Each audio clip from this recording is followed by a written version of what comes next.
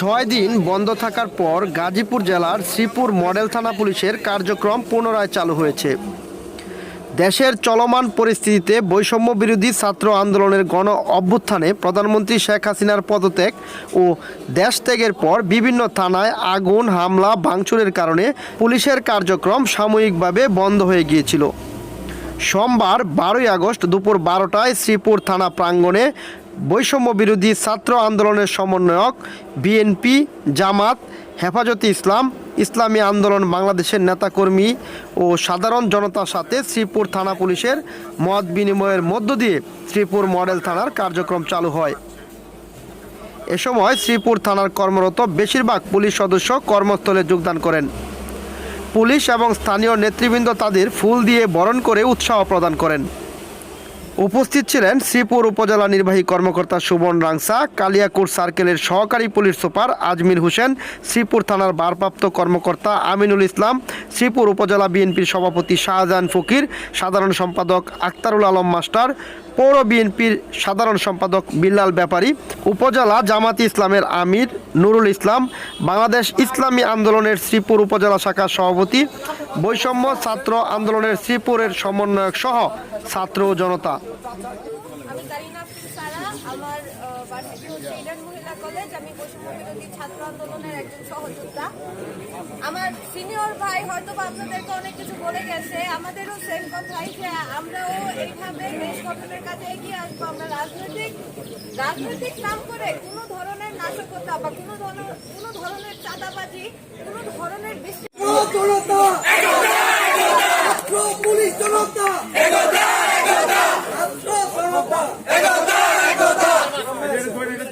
যদি আবার বলতেছি, যদি কোনো অন্যায় অবিচার দেখি দ্বিতীয়বার দেখবো না। কে আমার ভাই, কে আমার বাপ।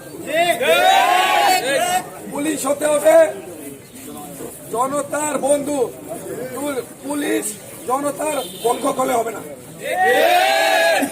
এমন থাকতে হবে আমি 5 টাকা নিয়ে থানায় আসছি, 50,000 টাকার উপকার নিয়ে গেছি। আমি জানি না কোন সরকার আসবে বা কোন সরকার গ্রহণ করবে। আমরা কি আবার তাদের বাচ্চাটা হয়ে যাবো কিনা? পুলিশরা কি আবার বাচ্চাটা হয়ে যাবে? পুলিশ হচ্ছে আমাদের সম্মানের একটা জায়গা। আমরা কোনোভাবে কিন্তু ওদেরকে ছোট করা যাবে না। ডাকাত আসলে পুলিশ, মানুষ মারা গেছে পুলিশ, ট্রাফিকের জন্য পুলিশ, আপনার আমাকে মারতেছে পুলিশ, ওদেরকে ছোট করা যাবে না। এটার জন্য যত সার্বিক সহযোগিতা লাগে সবই আমরা করব। আজকে দোষ গুণ কার কি আছে না আছে এগুলি বলার কোনো সুযোগ নাই। তবে আমরাও যে খুব ভালো ছিলাম আগে বা ওনারাও যে খুব ভালো ছিল এটাও সঠিক না।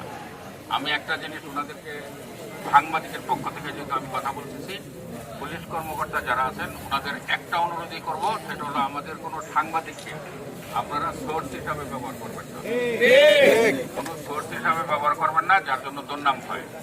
আর আমরা সাংবাদিকতার বাইরেও আমাদের পরিচয় আছে, আমরা কোনো না কোনো দলের সাথে সম্পৃক্ত থাকি।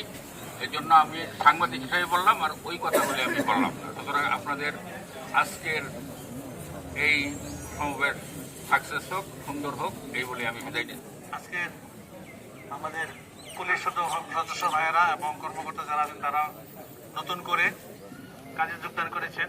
নতুন লঙ্ঘ নিয়ে নতুন পোশাক হবে তাদেরকে ধন্যবাদ। আমি বিশেষ করে আমাদের প্রেস ক্লাবটা থানার কাছেই, আমরা সবসময় আপনাদের পাশে আছি এবং থাকবো। আমরা গত 5 তারিখ আলহামদুলিল্লাহ নতুনভাবে আমরা মনে করি আমাদের দেশ স্বাধীন হয়েছে। আমাদের পুলিশ ভাইদের সাথে আজকে আমাদের মত বিনিময় হচ্ছে। আমরা ইসলামী আন্দোলন বাংলাদেশ পীর সাহেব চরমোনাই এই অন্যায়ের বিরুদ্ধে, জালেমের বিরুদ্ধে তিনি রাজপথে ছিলেন, আপনারা সবাই জানেন। আমরা দলমত ছাত্ররা নেতৃত্ব দিয়েছে, ছাত্রদের পিছনে ইসলামী আন্দোলন, জামাতে ইসলাম, হেফাজতে ইসলাম, বিশেষ করে বিএনপি সহ সকলেই মিলে, সর্বসাধারণ মিলে কিন্তু এই আপনার অবৈধ সরকারকে কিন্তু পতন করানো হয়েছে, ঠিক কিনা ভাই?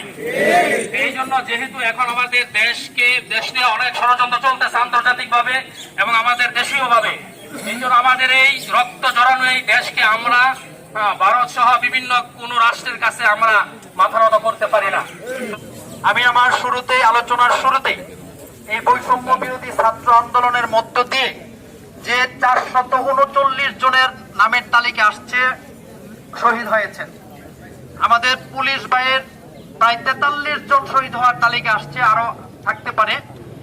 হাজার হাজার লোক আহত হয়েছেন। আমি শহীদ ভাইদের জন্য মহান রবের কাছে সর্বোচ্চ মাকাম শহীদি মর্যাদা কামনা করছি। সকলে বলি আমিন। আমিন। যারা এই দেশের বিজয়ের লগ্নে আহত হয়েছেন তারা আমাদের দেশের গাজী, আমি তাদের আশু সুস্থ কামনা করছি। সম্মানিত উপস্থিতি, আমি আপনাদেরকে আহ্বান জানাতে চাই, বাংলাদেশ জামাত ইসলামী ইসলামী ছাত্র শিবিরের পক্ষ থেকে আমার আমিরে জামাতের একটি বক্তব্য দিয়ে, এই বাংলাদেশ 71-এর পরে 2024 সালে দ্বিতীয়বার নতুন করে স্বাধীন হয়েছে। আমি কারাগারে ছিলাম, আমি 7 তারিখ বিকেলে আমি কারাগার থেকে মুক্তি পেয়ে আমি এসেছি। আমি চাই, আমি একজন মুক্তিযোদ্ধা, আপনারা সকলেই জানেন এখানে আমরা 1971 সালে আমার বয়স যখন 17 বছর, আমি মুক্তিযুদ্ধে অংশগ্রহণ করছিলাম। আমি যখন জেলখানায়, তখন দেখলাম এই দেশের সেই ছাত্র জনতা, ওইসব কোনো কুটিপতির বলা এমপির বলা কেউ কোনোদিন মুক্ত খুব কম সংখ্যায় গেছে। এই দেশে কৃষক শ্রমিকের সন্তানেরাই 17 থেকে 16 থেকে 24 বছরের মধ্যে কৃষকের সন্তানের বেশিরভাগ মুক্তিতে অংশগ্রহণ করেছে। ভাইরা অবশ্যই তারা তাদের নিজের দায়িত্ব পালন করবেন, কিন্তু কোনো নেতার প্ররোচনায়, কোনো নেতার আশীর্বাদে তারা থানায় এসে বসে কোনো ধরনের অনৈতিক কর্মকাণ্ডের জন্য যদি আপনাদেরকে কোনো ধরনের সুপারিশ করে, আপনারা দয়া করে এই ধরনের কোনো কর্মকাণ্ড করবেন না। আমি বলবো জনসাধারণের জন্য, আপনারা জনসাধারণের সেবক, আমরা আপনাদের সহযোগী, আমরা আপনাদের সহযোগী হিসাবে আপনাদের পাশে থাকবো। আপনার বৈষম্য বিরোধী ছাত্র আন্দোলনের মধ্য দিয়ে এবং বিভিন্ন রাজনৈতিক দল এবং বাংলাদেশের জনতার এই সংগ্রামের মধ্য দিয়ে স্বৈর শাসকের পতন হয়েছে বাংলাদেশে, দ্বিতীয়বার দেশ স্বাধীন হয়েছে। আজকে শ্রীপুর থানায় এই পুলিশ প্রশাসনের উদ্যোগে আয়োজিত এই শান্তি সমাবেশের আমাদের সম্মানিত থানা নির্বাহী কর্মকর্তা, পুলিশ প্রশাসনের কর্মকর্তা, আমার থানা বিএনপির সভাপতি সাজাল হক সাহেব, শ্রীপুরে কিছু ঘটনা ঘটছে, যেরকম যেদিন দেশ স্বাধীন হইল এদিন থানাতে আক্রমণ হইতে চাইছিল, আমরা উপজেলা নির্বাহী কর্মকর্তার অফিসে ভাঙচুর হইতে চাইছিল, আমরা এটা হইতে দেই নাই। আমরা নিজেরা থানার গেটে থেকে আমাদের লোক রেখে আমরা থানা পাহারা দেওয়াই। ওসি সাহেবের সাথে আমার কথা হয়েছে। ধন্যবাদ জানাচ্ছি আমাদের আজকে শ্রীপুর মডেল থানার নতুন কার্যক্রমে সঞ্চালনা জারি করছেন নবাগত অফিসার ইনচার্জ মহোদয়কে। উপস্থিত আছেন আমাদের শ্রীপুর কালিয়াকপুর সার্কেলের সম্মানিত সার্কেল অফিসার মহোদয়, উপস্থিত বাংলাদেশ জাতীয় দল, বাংলাদেশ জামাত ইসলাম আন্দোলন, বাংলাদেশ হেফাজতে ইসলাম সহ বিভিন্ন রাজনৈতিক দলের বিভিন্ন পর্যায়ের নেতা নেতৃবৃন্দ, সাংবাদিক ভাই বোনেরা, উপস্থিত মন্ডলী, সবাইকে শুভেচ্ছা জানাচ্ছি। আপনারা জানেন যে আপনারা সবাই সংগ্রাম করে, বিশেষ করে ছাত্রদের নেতৃত্বে আবার দ্বিতীয় স্বাধীনতা আপনারা লাভ করেছেন। আপনারা আমাদের থানা দীর্ঘদিন ধরে বন্ধ ছিল, আপনারা নিজেরাই অনুভব করেছেন থানা যদি বন্ধ থাকে তাহলে আমাদের সমাজের বা আমাদের দেশের কি দুর্যোগ নেমে আসে।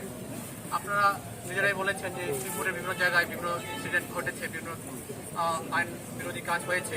আমি বিশ্বাস করি এটা আরও বেশি হতে পারত যদি আপনারা কিন্তু না দিতেন, আপনারা যদি প্রতিরোধ না করতেন। আপনারা জানেন আমরা যারা এখানে কাজ করি, আমি সহ কনস্টেবল সহ সবাই কিন্তু আমরা বাইরে থেকে এসেছি, আমাদের কারো স্থায়ী ঠিকানা এখানে না, আমরা বাইরে থেকে এখানে আসি একটাই কারণে যেন আমরা নিরপেক্ষভাবে এবং আমরা যেন আইনের মধ্য থেকে কাজ করতে পারি। আপনারা যত বেশি থানাকে সাহায্য করবেন, যত বেশি আপনারা থানার সাথে থাকবেন, সহযোগিতা করবেন, থানা তত বেশি, পুলিশ তত বেশি আপনাদের সেবা করতে পারবে। শ্রীপুর থানার দায়িত্বে আছি, আমি এখানে অনেকদিন ধরে আছি, আমাকে অনেকে চেনে। আজকে এই শ্রীপুর থানা পুলিশের পুনরায় কাজে যোগদান উপলক্ষে আয়োজিত যে আমাদের মত বিনিময় সভা, এই সভায়